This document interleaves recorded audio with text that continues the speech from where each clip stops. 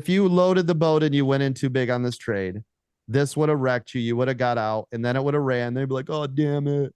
Because you were in too heavy. If you were in the right size and it pulled back and you're still got wiggle room, you're like, I ain't worried about that yet. That ain't even a thing yet. And then it runs, you're like, position size, right? Position. Don't I say it every day?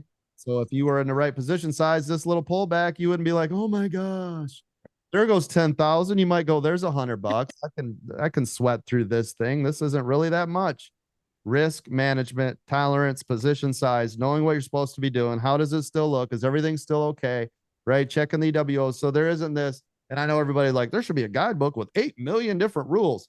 It changes every day. And it's different for you, for you, for you, for you, how you're trading it, what your account size looks like, how big you went in, what did you do, where are you at, how's your headspace right now, right? So there isn't like a one size must fit all. All I can do as your coach is try to give you guys some sort of generalization. Hey, if it breaks below VWAP, you're supposed to be in a call.